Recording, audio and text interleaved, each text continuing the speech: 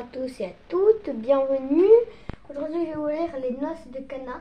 Et à la fin de cette vidéo on va faire un Je vous salue Marie. C'est une prière des chrétiens en hommage à Marie. Alors je commence, les noces de Cana, du coup c'est la Bible pour les enfants en BD comme vous le voyez. Là. Du coup je vais vous lire les noces de Cana. Jésus et ses disciples et Marie, sa mère, sont invités à un mariage de Cana en Galilée. Le vin vient à manquer. Ils n'ont plus de vin. Que me veux-tu? Mon heure n'est pas encore venue. Marie va voir les serviteurs. Faites tout ce que vous dira Jésus.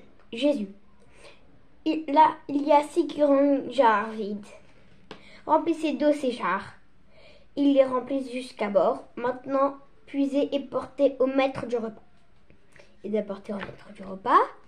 Comme ce vin est bon, mais d'où vient-il? Le maître du repas appelle le marié. Tout le monde sert d'abord le bon vin, et quand les invités ont bien bu, le moins bon. Toi, tu as gardé le meilleur pour la fin. Ce fut le premier signe qui manifeste la gloire de Jésus, et ses disciples crurent en lui. Voilà, et aussi je vais vous lire le tout départ, où il y a Joseph et Marie, et Joseph, il explique et tout, voilà. Marie, Joseph, venez, vite. Que se passe-t-il, Sarah? J'ai trouvé un trésor. Quel joli père. C'est peut-être ta mère qui l'a perdu? Ou la mère de ma mère? Ou peut-être qu'elle était là depuis le début du monde? Vous croyez qu'on fabriquait déjà des perles au début du monde? Au commencement, il n'y avait pas encore d'hommes et de femmes. Comment le sais-tu, Joseph? Rabbi Nathan me l'a expliqué. J'aime beaucoup l'écouter, moi aussi. Regardez, il est dans son jardin. Bonjour les enfants. Rabbi, raconte-nous comment le monde a commencé. Venez, asseyons-nous à l'ombre. Je vais vous lire le premier chapitre, la création du monde. Voilà. Et la prochaine fois, ce sera le merveilleux jardin. Là. La création du monde. Genèse 1 et 2. Au commencement, Dieu fit le ciel et la terre.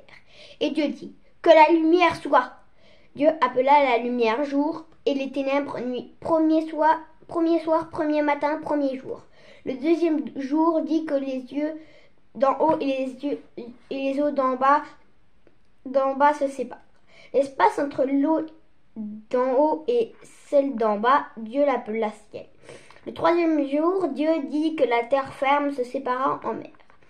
Dieu dit encore que sur la terre il y ait de l'herbe, des plantes, des arbres et que des fruits poussent. Et Dieu vit que cela était bon. Le quatrième jour, Dieu dit qu'il y ait un soleil pour éclairer le jour, une nuit pour éclairer la nuit, et fit aussi les étoiles. Et Dieu vit que cela était bon.